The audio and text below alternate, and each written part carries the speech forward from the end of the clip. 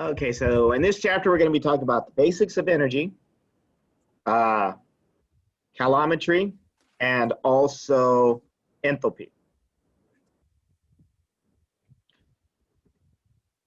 So energy is basically, well, as you guys know, what is the law of conservation? What you put in must get out. What we put in, we must get out. So does that What you apply get to in- energy? Yeah. It does? Yeah? Good, good. Okay, Yeah, so I'm pretty sure. the energy that we put in, we got to get out, right? So Yeah. the way that we can get it out, we could sit there and put in, let's say we could put in electrical energy, and we can change that form to heat energy or change it to forms of chemical energy, right? So the ability to sit there and change those forms are going to be pretty important.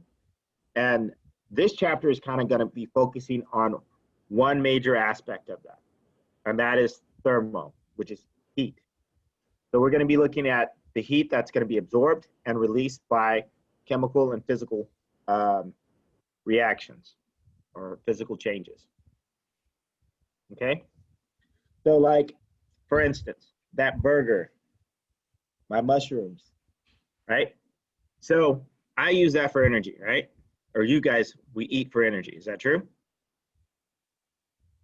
Yeah. Yeah. So do you guys know the basis of the of metabolism?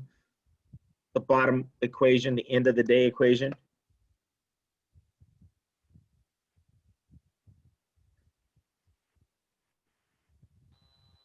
It's the ATP. ATP.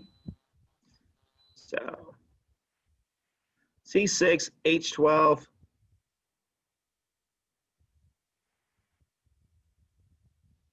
O6 plus O2 yields H2O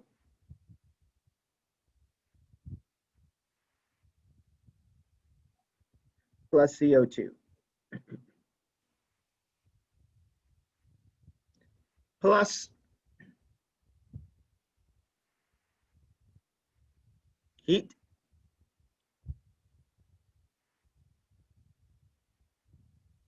That's a chemical equation for our metabolism. bottom line, glucose, cellular respiration. True.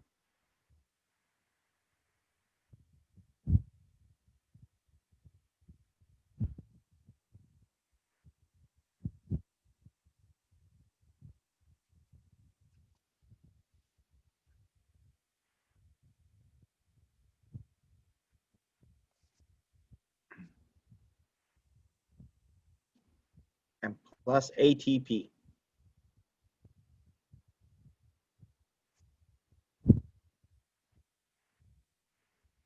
Okay, so this is the chemical formula, right, for cellular respiration. So if I was eating on a burger or like candy, more exact, at the end of the day, we're going to get carbon dioxide, water, and heat, right?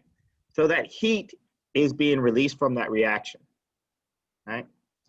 So what about in the case of burning fossil fuels, gasoline, things like that, natural gas? Is heat released from those reactions? If we burned, what was that? We get CO2 You get CO2 and out of it. Water. water, right? Combustion reaction, right? And again, you get a lot of heat that's going to be produced. Yeah. Okay. So in that last figure, that's basically coke, not cocaine, but coke from coal. And so it's being used to provide energy to converting iron ore to iron.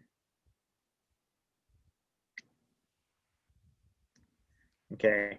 So when we talk about energy, what is the definition of energy?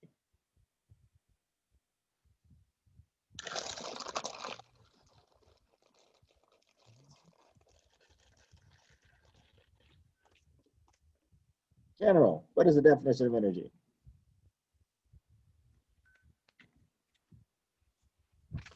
So Isn't it just the strength needed for an activity? Or the energy, or the power needed to complete an activity, in a way? Power that's needed to be. Okay, I think I can buy that. So kind of like the capacity to do work or Yeah. to supply heat or to, okay, yeah. Yeah. Okay, so yeah, that's true. So there's two types of energy. There's what we call potential energy, and there's kinetic energy. What do you think kinetic energy is?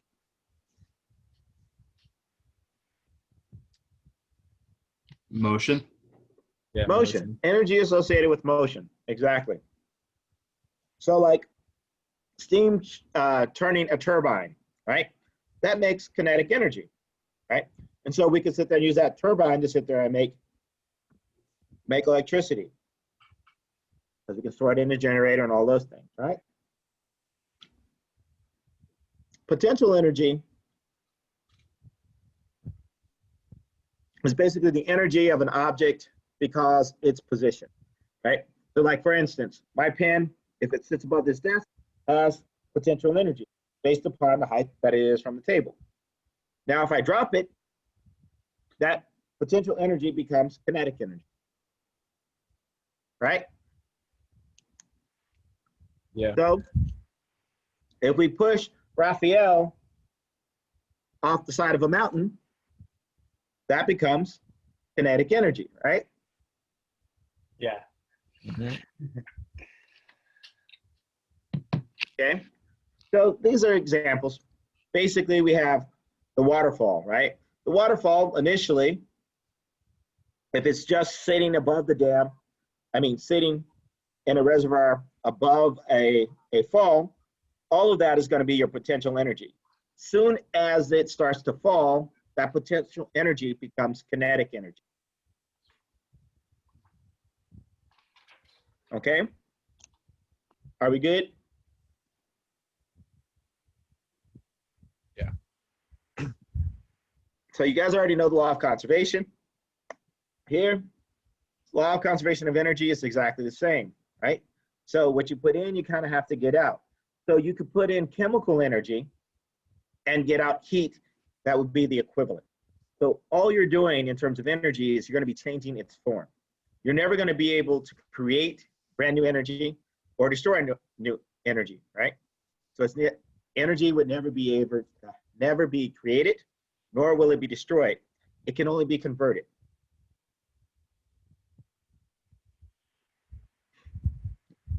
Are we good so far?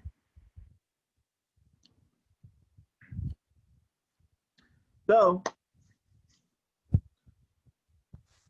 since we're talking about thermochemistry, right? Thermal energy, right? So this is just a form of kinetic energy. Because what happens when you heat things up? Let's say if we heat up oxygen gas, what's happening?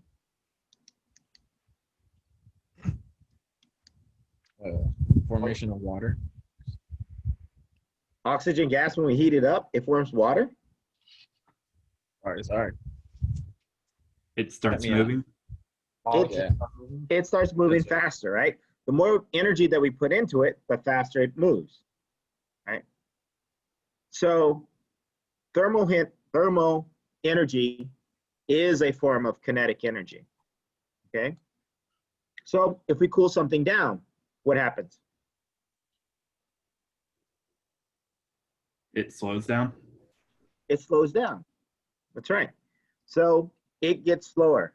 And if you guys were watching, I don't know what happened. My coal was moving and then it stopped moving. Did it? Okay, my slides are all screwed up now.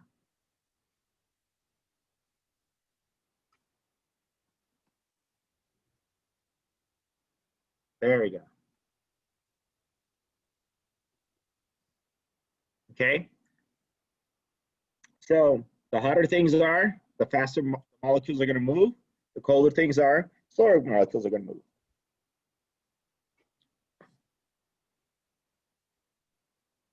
Okay, so here, these are two types of thermometers.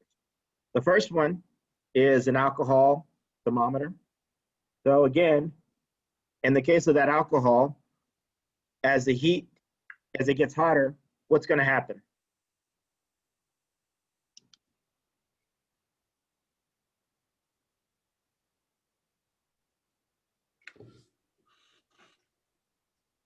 Nothing?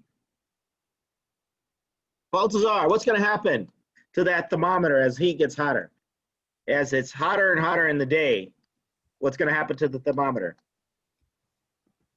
The little red thing is gonna go up. The little red thing is going to go up. Now, the reason why it goes up is because alcohol is a chemical, right? And as you heat it up, those molecules are going to move. And so since they're going to move, they're going to be moving up that capillary that we use as a thermometer. And so then we can use that to sit there and guesstimate our temperature, right? So the other type of thermometer is called a bimetallic thermometer. And so basically you have two types of metals. And so as the temperature goes up, the metals are going to expand. And then as the temperature goes down, the metals are going to contract. And so depending on that distance of contraction or expansion, that's going to be correlated to a temperature. So like if you guys thermostats, have you ever took apart a thermostat and you saw that little coil inside of it? That's basically a bimetallic thermometer. Okay, so heat is going to be basically transferred, right? So heat can be transferred from one body to the other. So there's a whole field of study, particularly in engineering, called heat transfer. And it's pretty exciting. Okay, so we know that heat basically is going to flow. And that kind of makes sense because what happens as you heat things up? Move fast. It starts to move faster. So then that means it's going to start flowing, right? Mm-hmm. Okay. So when you have two different things that are coming in contact with each other, have you guys ever touched an iron as a kid?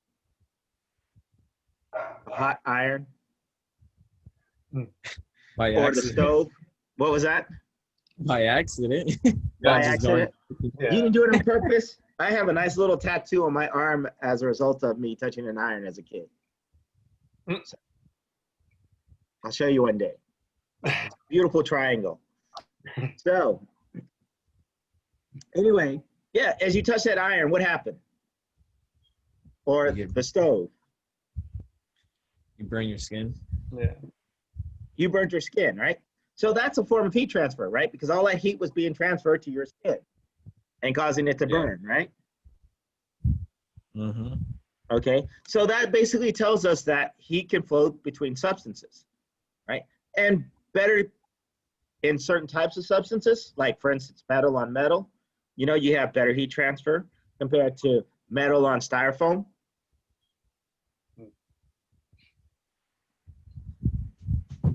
Yeah. Dude. Okay.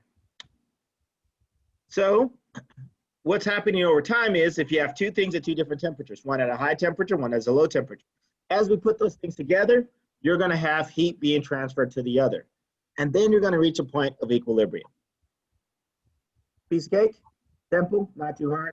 And it's all common sense. So when we think about our equations, right, we want to think about them in terms of this simplicity. Your heat is going to be transferring to that cold part, right? And so until you get to a form of equilibrium, okay? So let's see. I don't know if we talked about this. So if heat is being released,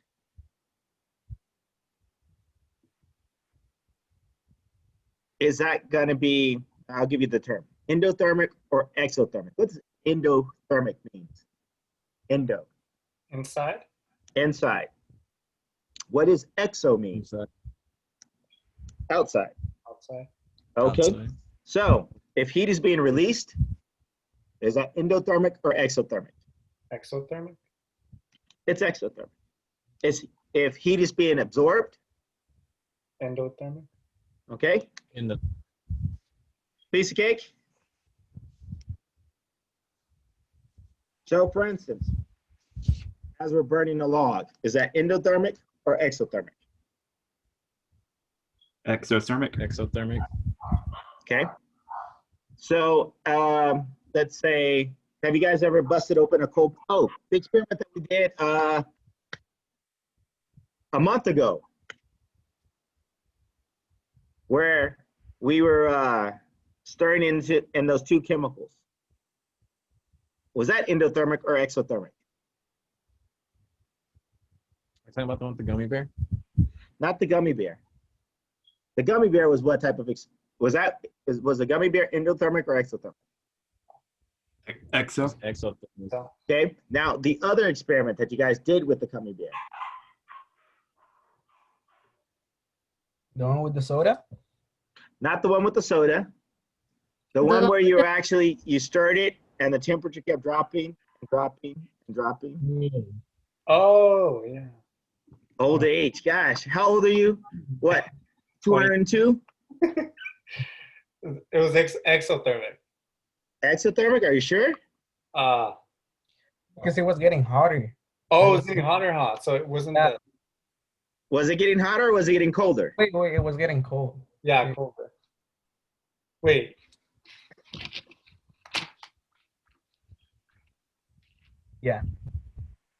Yeah?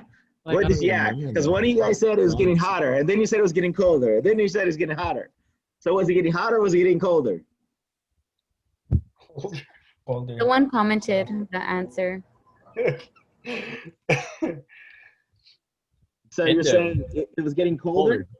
Sean said, yeah, endo. Endo. That is correct. So because it's pulling in energy from the surroundings, it's going to get colder, right? So that means that it's endothermic because it's absorbing the heat. Okay? So if you do a chemical reaction and it gets colder, you're pulling in heat from the surroundings, so you're absorbing heat. Okay? Do you guys understand? So, and just think about it. If you think about it relatively, right? So if heat is coming off, being released, exothermic. So if I'm sitting next to a fire, the heat from the log is, the log burning, is that endothermic or exothermic? Exothermic. Exothermic? Okay. Now, me, since I'm cold, right? I'm freezing and I'm taking in that heat. Am I endothermic or exothermic? Endo. Okay. So it is a relative term. So depending on perspective, if we're talking about me, I'm taking in the heat. I'm absorbing the heat. That's why I'm standing next to the fire, because I'm freezing my ass off, right? And then the fire is exothermic because it's releasing that heat. Okay. And if you think about it, it's kind of like that give and take, right? So the law of conservation, the energy that's being released, I'm absorbing. Okay.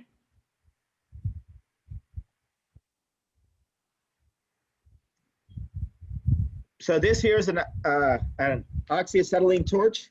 It's basically used to sit there and fuse pieces of metal together. So endothermic or exothermic? Endothermic? Or it is not. What was that? Endothermic or exothermic? It's a torch. Oh, the torch is exothermic. Yes, but the metal. Yeah. Okay. Because Good, it's absorbing good. heat. So That's right. Okay, a coal pack. Endothermic or exothermic? Endo. yeah, endo.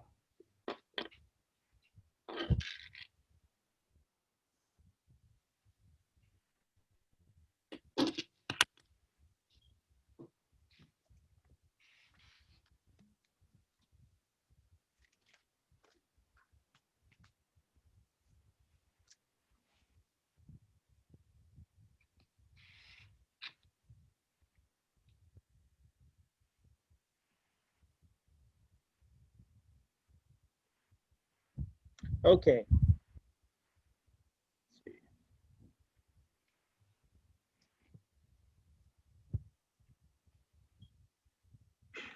Okay, let's see. Okay, so let's talk about units of heat. So some of the classical units of heat, old days, and we'll have to talk about this, right? So we have calories. Have you heard of calories? Yeah. Okay, good. Okay, You so burn them all the time. what was that? Okay, so let burn me them tell all the you time. the definition of a calorie, and then we'll talk about what you guys know about calories. Is that fair? Yeah. Okay, good. Okay, so the definition of a calorie is basically the amount of energy that is required to raise the temperature of water, 1 gram of water, a single degree, either a single degree Celsius or a single degree Kelvin, right? So you're raising it 1 degree Celsius or 1 Kelvin, which would be the same, right? The change in temperature, right? Make sense? So that is the definition of a calorie. Okay, so the amount of energy that it takes to raise water 1 degree Celsius or 1 Kelvin. Now, what you guys know is also called a calorie, but it's a capital C calorie, right? Compared to a lowercase c calorie. Capital C calorie is 1,000 lowercase calories or a kilocalorie. Okay? So let me put that capital C calorie equals 1,000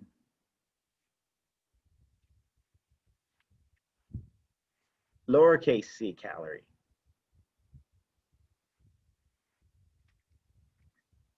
And you're going to ask me why they did this. It's something that we did in the States because we're the only people that use calories, right? I have no idea why they decided to use capital C calorie. 1 capital C calorie equals 1,000 lowercase c calorie. Okay? Now, everybody else used joules. Okay? So, joules is the SI units. And you guys remember what SI units are from the last time. And so we basically use that for heat, work, and energy is joules. Okay? And as scientists, you should be using joules. Okay, so often you will be converting joules to calories. So we have to get that conversion down. Okay, so 1 joule is basically defined as the energy used when force is, it's the amount of energy used when a force of 1 Newton moves an object 1 meter. So it's the energy that's going to be used to move force of 1 Newton, right? Used to move an object 1 meter. Let's see. When the force of 1 Newton moves an object 1 meter. So when it's pushing a box a meter. So you're pushing it with 1 Newton of force, 1 meter distance. Okay. Now it's named after a guy named Joule, and it isn't spelled like joules, you know, Joules. So 1 calorie is going to be equal to 4.184 joules. So then I have a question for you. 1 capital C calorie is going to equal how many joules?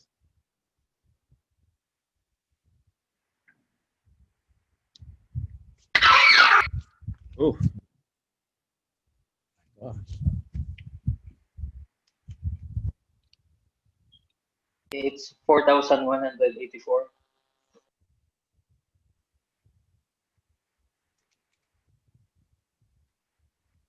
okay, so 1 capital C calorie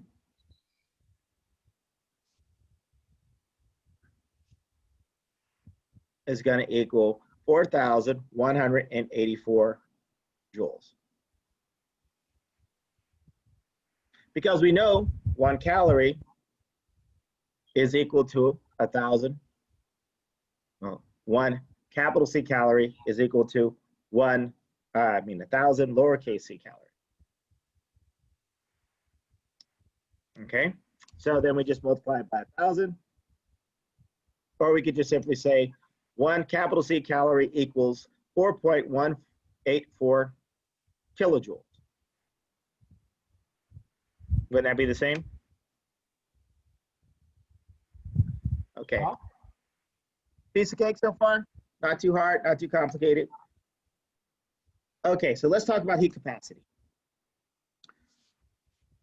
So heat capacity, capital C, is going to be equal to Q over delta T. Delta T represents the change in temperature, and Q represents the quantity of heat. Okay, so Q is heat in a numerical form. Okay, now I want you to take a look at this. In this equation, is there anything that deals with mass?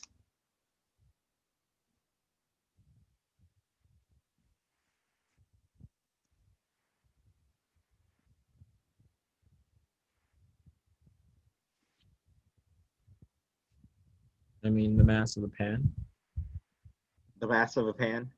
Not okay. So we'll get to that here in a second. Okay. So heat capacity is That's what you have, dependent. What was that? The skillets?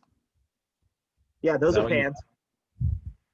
Okay, so heat capacity isn't dependent on mass at all. So heat capacity is considered to be an extensive property because it has no dependence on mass.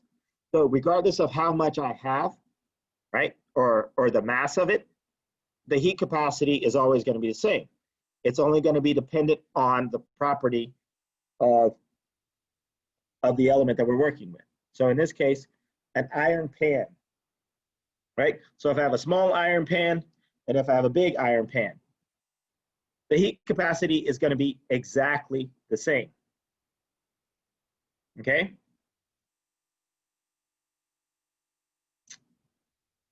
Are we good?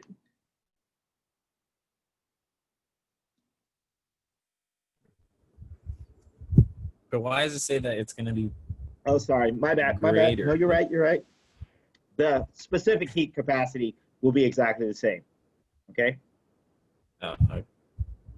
So in this case, the heat capacity is going to be dependent. So intensive properties are dependent on mass. So your heat capacity of your smaller pan is going to be more than the heat capacity of your, your heat capacity of your larger pan will be more than your smaller pan. Yeah. The specific heat, because we have mass being removed from the equation, right, is not going to be dependent on mass. So the specific heat is going to be the same for both the small pan and the large pan. Okay? Okay. So when we talk about your specific heat, your small c, that's going to be dependent on the material that we're talking about. And that is intensive properties. So it's not going to be dependent on the amount. So extensive properties dependent on the amount, and tensor properties not dependent on the amount. So in this case, since they're both iron, the specific heat capacity is going to be the same for both quantities. Okay, so this is your table of specific heats of some of the common substances that we're going to come across. So if you take a look, you have iron. So both that small pan is going to have the same heat capacity as the other pan. So the way we calculate heat is going to be Q equals specific heat times mass times the change in temperature. Okay. So now if we think about this, right? So if we have two items, one item is hot and the other item is cold. So if we're getting transfer between those two items, so the hot item and the cold item, that heat is being transferred from that one hot item to that cold item so that we reach what we call that equilibrium point, right? Is that true or false? So based upon all of the other things that we talked about.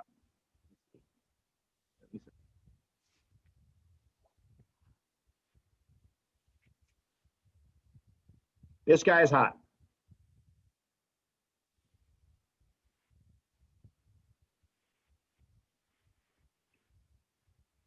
This guy is cold.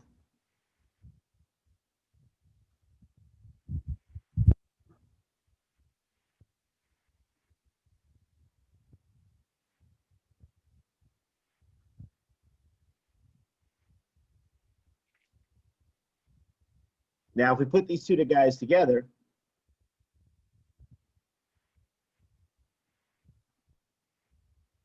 we bring these two guys together.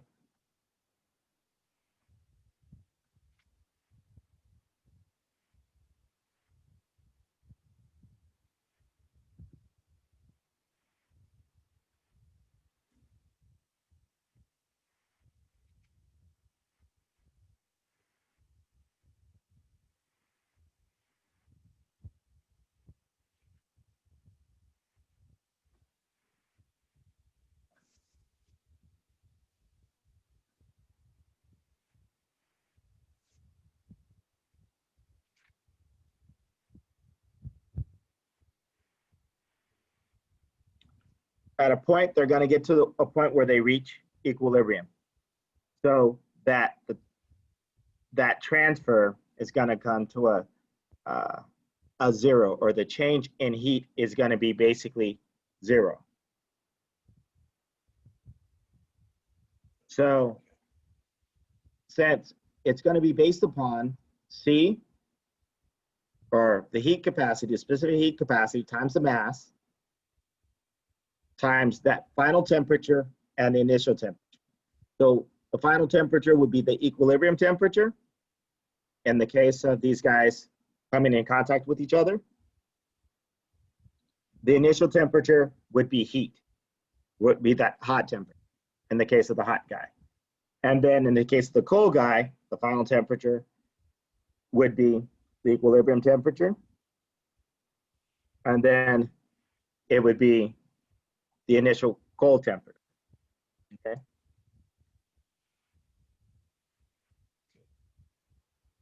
Okay, so if we look at,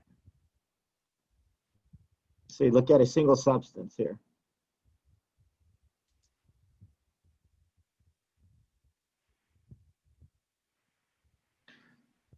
So if we take a pan and we heat it up. So if our initial temperature is like 10 degrees,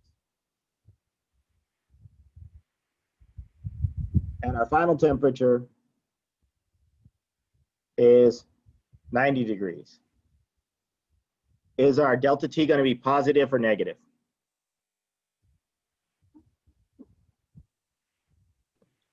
Positive? It's going to be positive, right? So in the case of a positive Q value, so then that means that thermal energy is going to be gained. So if we went from 90 degrees for our initial temperature, our TI, to our TF, 10 degrees, it's going to be, is that going to be positive or negative? Negative. And so then that's going to be loss of thermal energy. Okay. So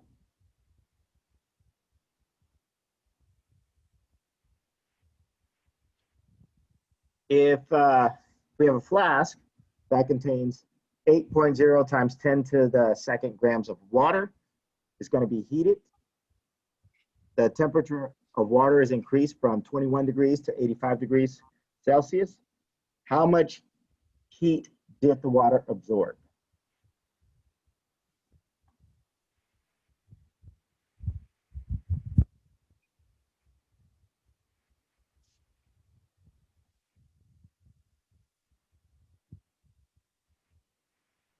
So what are we going to do in this situation?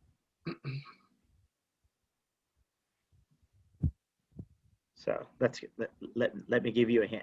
Heat capacity of water, I forgot to mention specifically. We take a look at the heat. There we go. Heat capacity of water, liquid. If you look at that number, 4.184.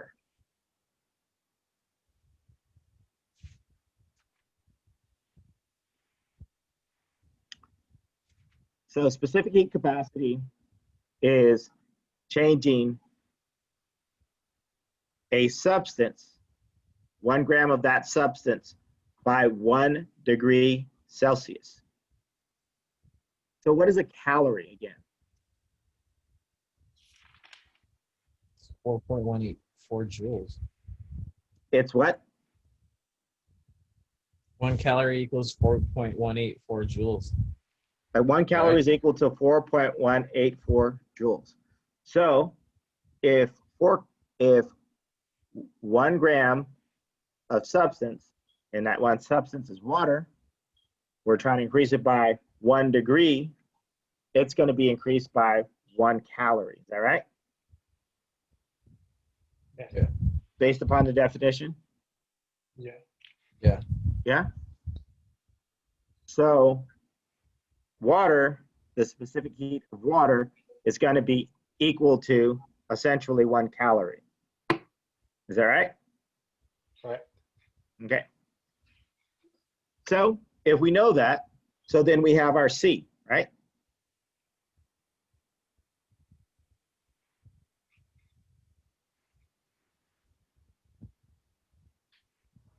Oops. Got carried away. It's not working. So we know C is equal to 4.184 joules degrees Celsius or Kelvin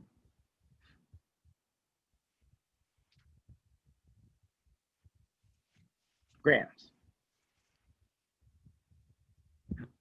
Okay. So then we just use, we want to calculate the heat. Q is equal to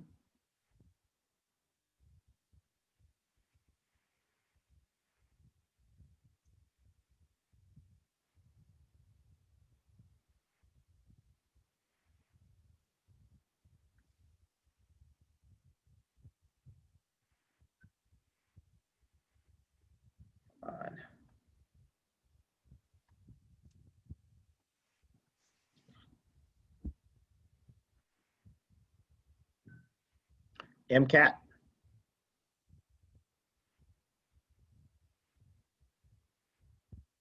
So M being the mass, so then Q is going to be equal to 8.0 times 10 to the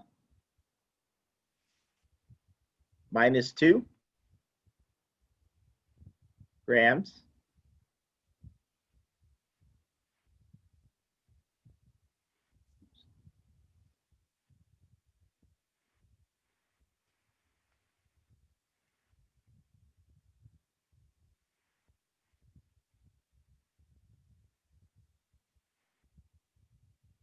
Times 4.184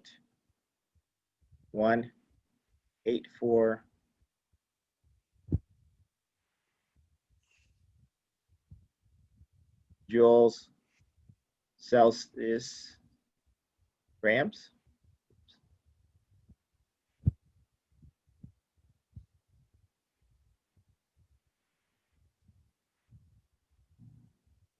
And our change in temperature, what's our initial?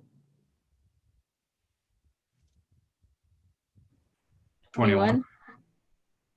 21, And our final? 85. 85.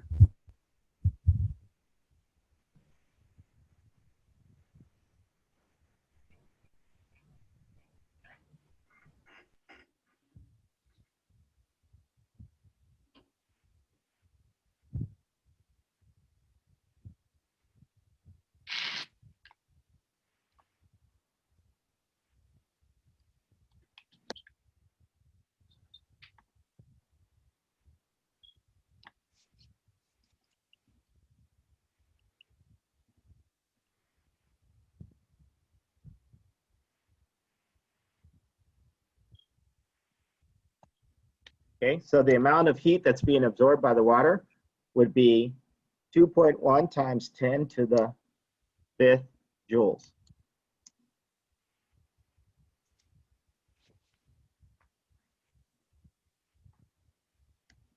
Okay.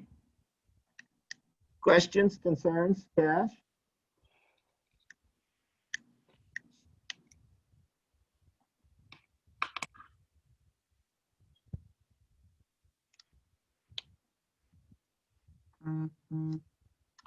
Okay.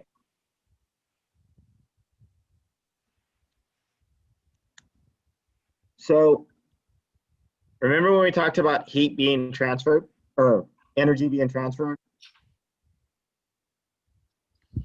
Yeah. If you guys go out, one day I was driving and then I'm like, what is that lake out there? Right out past Avenel. So there's a sea of panels, of solar panels.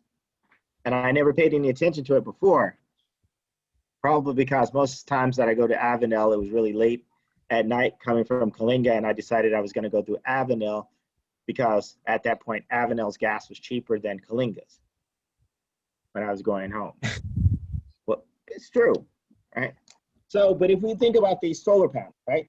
How these solar panels are actually working. Because what are they doing? Absorbing heat. Absorbing heat. They're absorbing heat. And especially in this area, it gets what? 100, 110, 120, right? Perfect area for solar panels, right?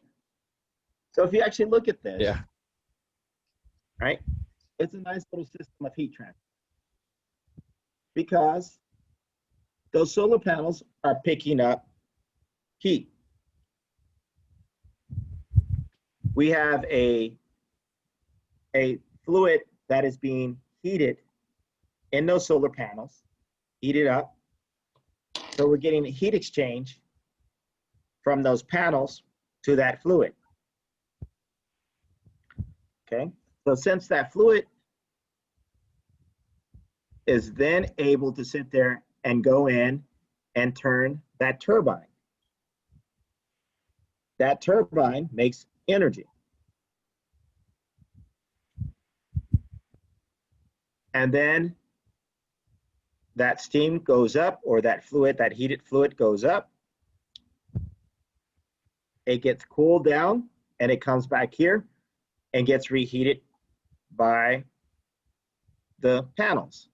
and continues this cycle. So we're using all of the heat to sit there and charge up our turbine. That turbine then goes to that generator, and then that generator allows us to sit there and have electricity.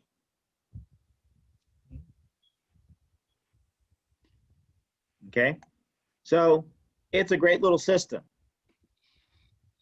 Part of the reason why it was pushed back for so long, because it's a self-sustaining system. It's always going to get hot here, is it not? Yeah. Has it ever changed in the time that you guys been around?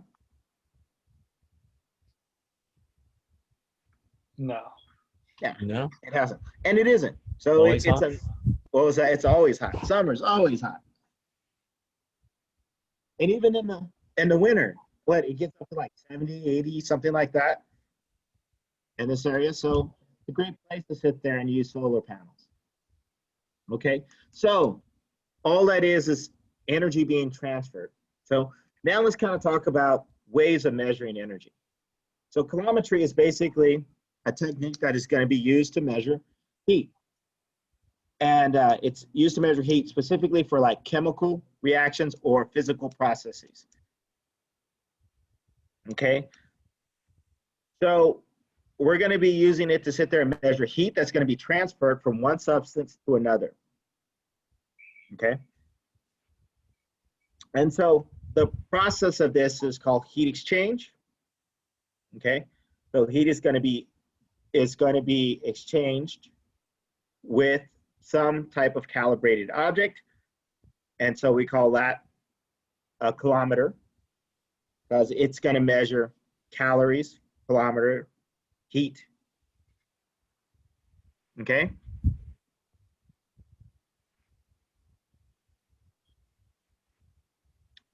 Okay, so the way it works is, and you guys are going to be playing with this weekend.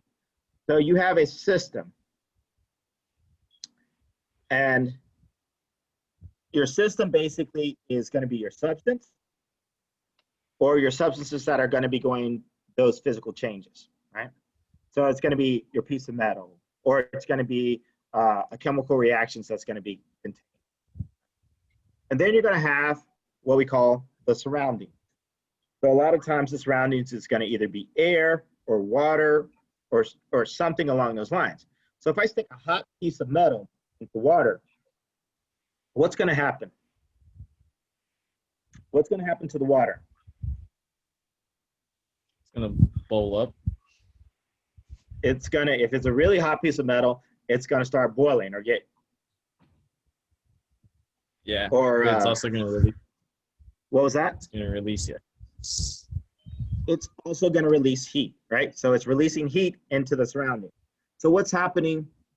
So the water is going from a temperature to a hotter temperature. It's gonna get to the temperature of the metal.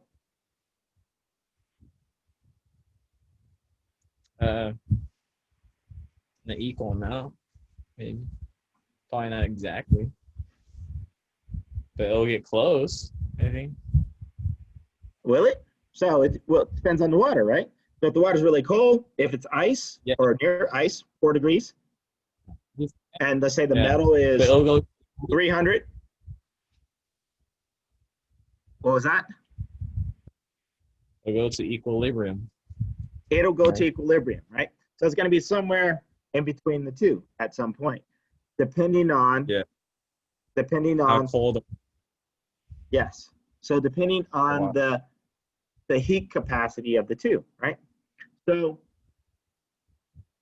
in this case, if we think about it, right? So heat is being released. If that metal's hot, heat is being released into the system, into the water. Okay. So W water, metal, right? And so you're going to get to a point where you reach equilibrium. Okay. So let's see. If we think about that equation, Q metal is going to equal Q water. All right. So if you have an initial temperature that the metal's at, let's say 500 degrees.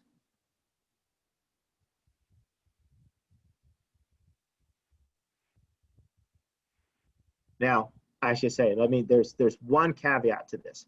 Now we're making an assumption. There's one assumption that we're making. We're making an assumption there's no work being done on the system, okay? And I'll kind of explain that to you, what I mean by work done on the system.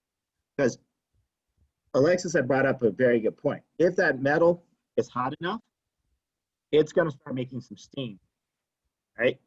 And that steam is going to start building up some pressure. And that pressure is going to start changing that volume, right? So you'll also have what we call work being done on the system as well, okay? So here we're making the assumption that there's no work done on the system. Otherwise, we'd have to take that into consideration, okay? Do you guys understand what I'm saying? Or am I just talking out of my butt right now? No, I get you. Okay, so what I'm saying is, bottom line, remember when I talked to you about touching that iron, right? The iron is giving me heat, and I'm giving that iron cold. And we're gonna meet somewhere in that middle. So that change, that transfer of heat is gonna be equal to each other, right? The amount that I'm giving the iron and the amount that the iron is giving me is gonna end up being equal to each other. So that's the same thing that we're saying here with the metal and the water. The metal is going to equal the water. So where my TF would be my equilibrium temperature.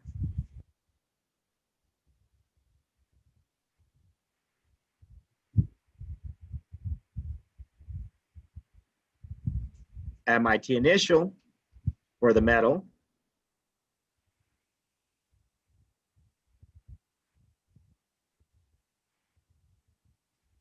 is going to be my metal temperature, my metal starting temperature,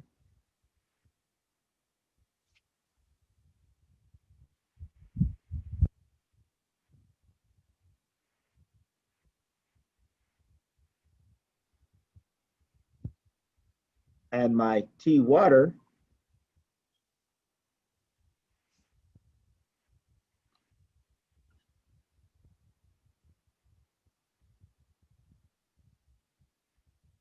my initial temperature of the water is going to be my T water, and then my T final of the water is also going to be my T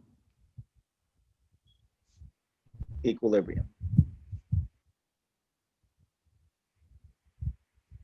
Okay, let's assume that the metal was iron, right?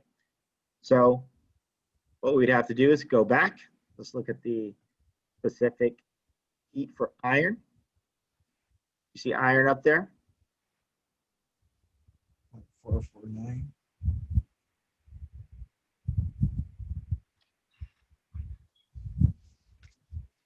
And then we know our specific heat for water. Right? Now, it's important that we pay attention to whether or not we have a phase change. So if we have a phase change, you guys know what I mean by a phase change? No. No, elaborate. So if I go from water, as in liquid, to steam, that's a phase change, I like right? it. Okay. So if we go through a phase change, you have to take into consideration the phase change and the amount of energy. Let's see, how do I say this? The amount of energy to achieve that phase change, because there's energy associated with going from one phase to another phase that you have to overcome. And I'll show you that here in a minute. So let's make a very simple solution here that we we're going in 80 degrees Celsius is the heat of the metal. And then the water is 10 degrees Celsius. Okay.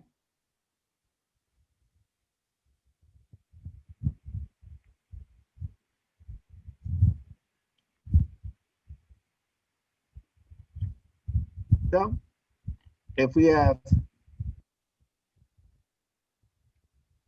80 degrees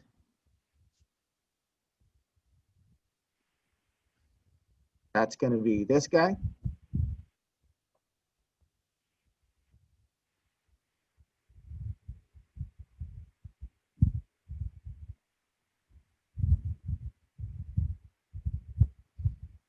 And this guy is going to be 10 degrees.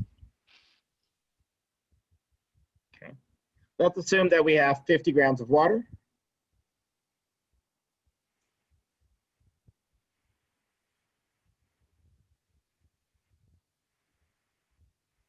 And 10 grams of iron.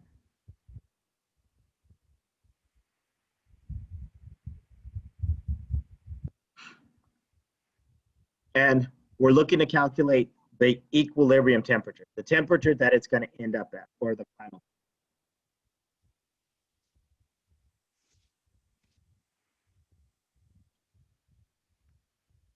I'm going to go to a whiteboard, see if I can fix this a little bit better.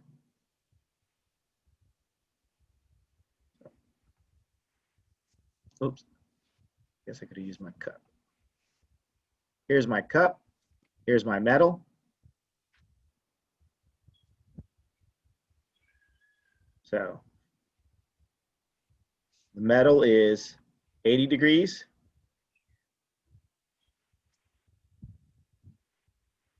The water starts off at 10 degrees.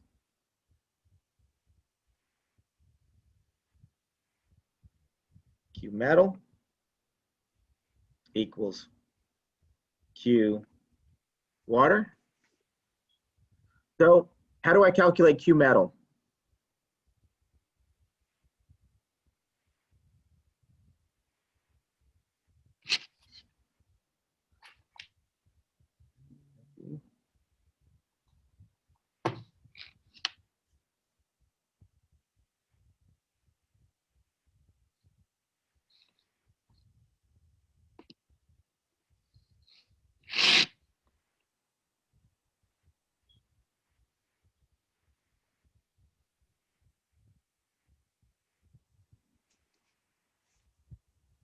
Would that be our Oops.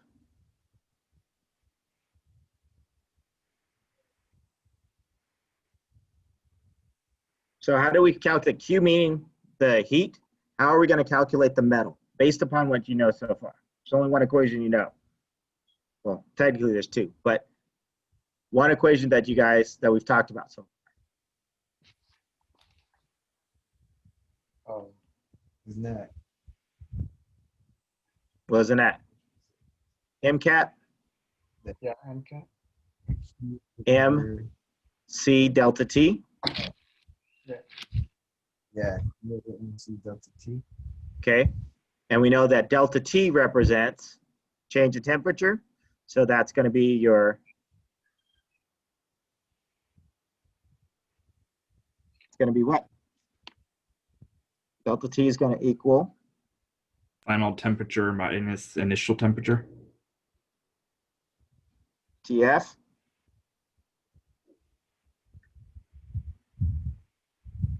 TI. So here we want to calculate the equilibrium temperature. So our T final is going to be our equilibrium temperature, right? So we want to say MCAT, so this is for iron, Fe, and then QW is going to be for water.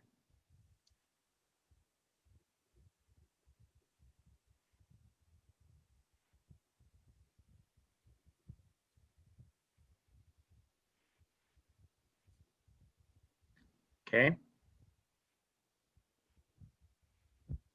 So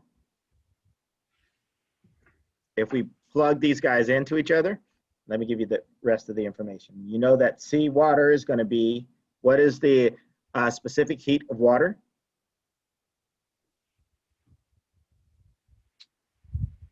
$4.184. 4.184. That's joules, Celsius, grams. Joules, Celsius, grams.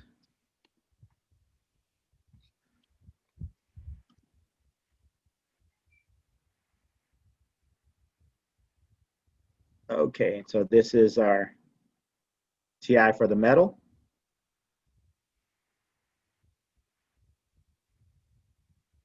This is going to be our TI for the water.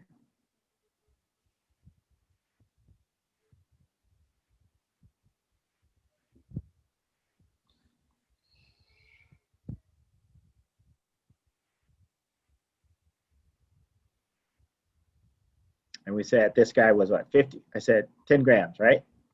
The metal 10 grams and 50 grams of water.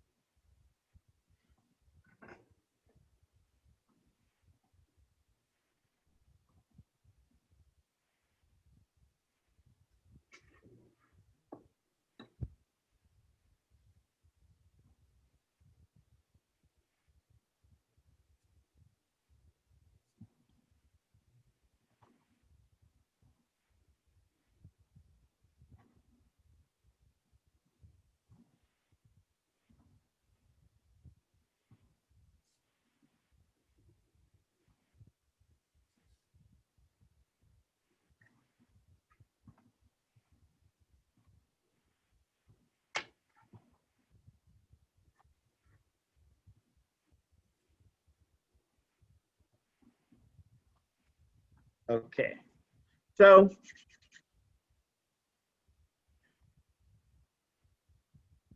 now it's just plug and chug.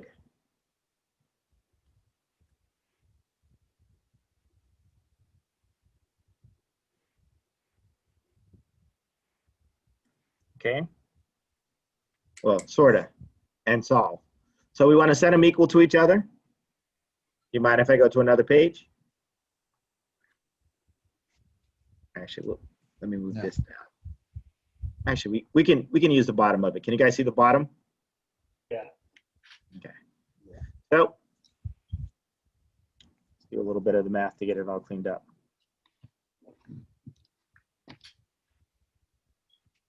So we have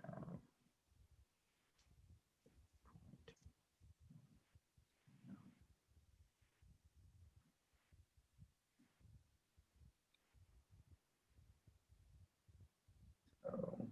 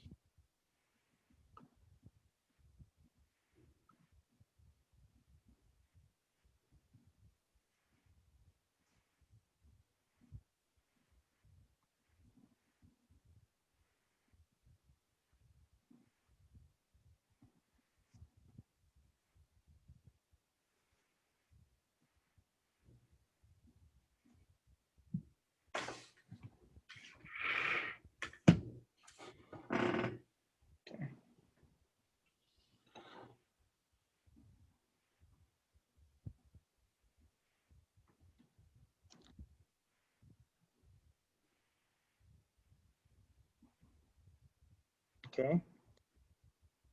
So then we're just going to solve for TF.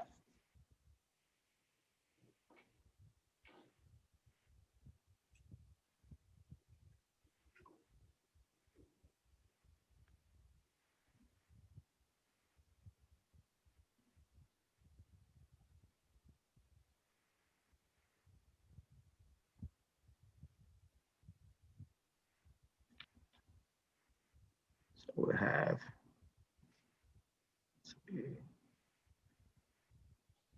209 point.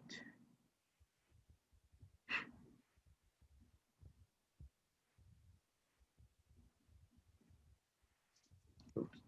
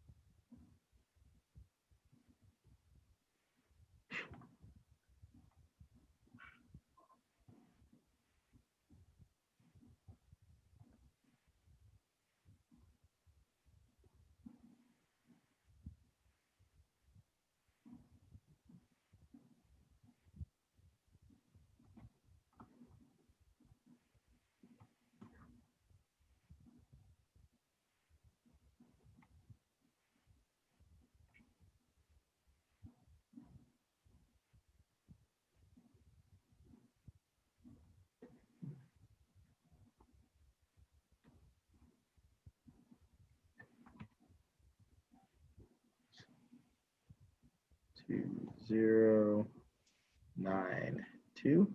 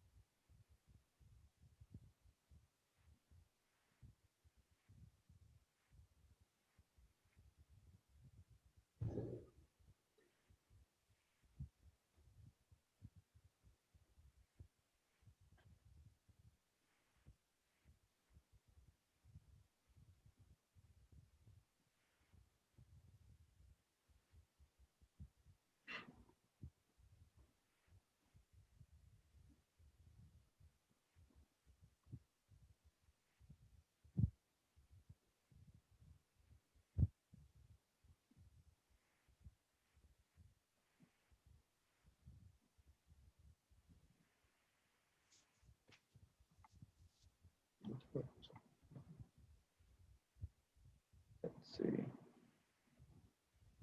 Dr. Henley, I have a question. Yep. Did I mess up on my multiplication?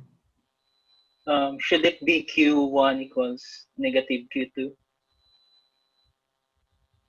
You said Q1.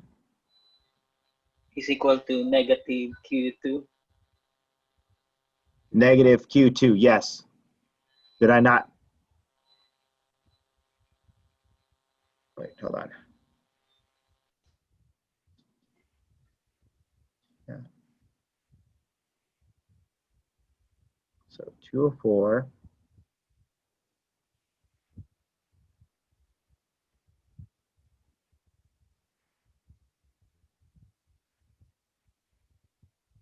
$209. Did I screw up? Let's see.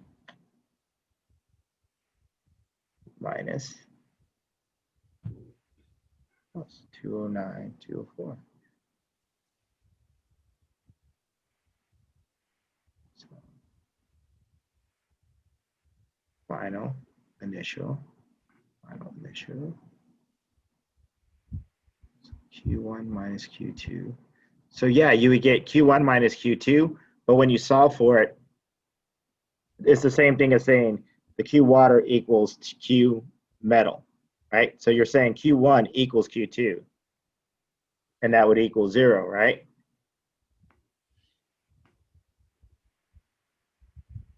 Is that what you're asking me, or are you asking me something else? Minus. Yeah. I mean, is it QM is equal to negative QW? Yes, Solve for the yeah, QM is equal to negative, negative. oh yeah, negative QW, you're right. My bad, thank you.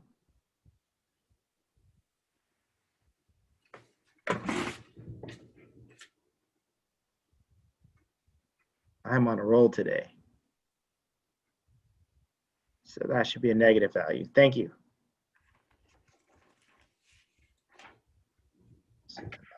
Plus.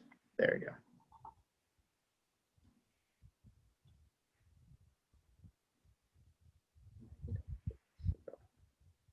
That would be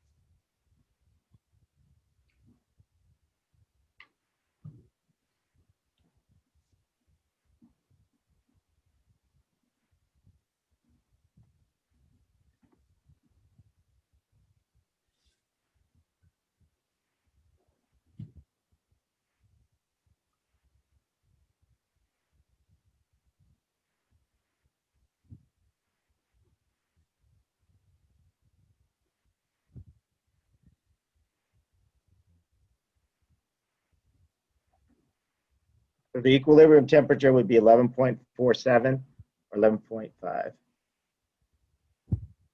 So let me go back and correct myself. Thank you, Primitivo. So the heat that's being released is going to be at equilibrium is going to be equal to the heat that's being absorbed. So since one of them is being released and the other one is being absorbed, so it's going to be a change in our values. So it's going to have a negative value in front of it. So one is being transferred to the other, in other words.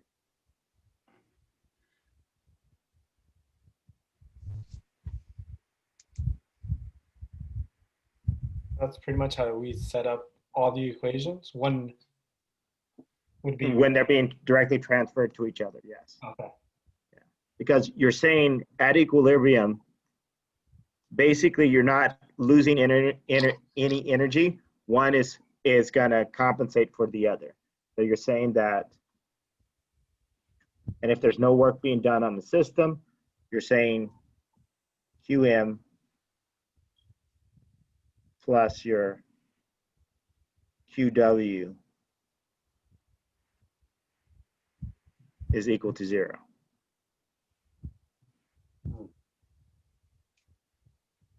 So, and then that's compensating for one being absorbed and one that's being released.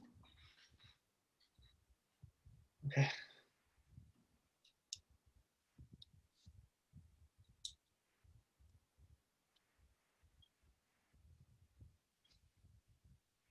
Long problem, Yeah. Oh yeah. especially when you screw up a sign. Okay, so with that, I think this is a good stopping point, and we'll pick up the rest of this tomorrow. I mean, not tomorrow, on Tuesday. All So we're not gonna have a lab tonight because I'm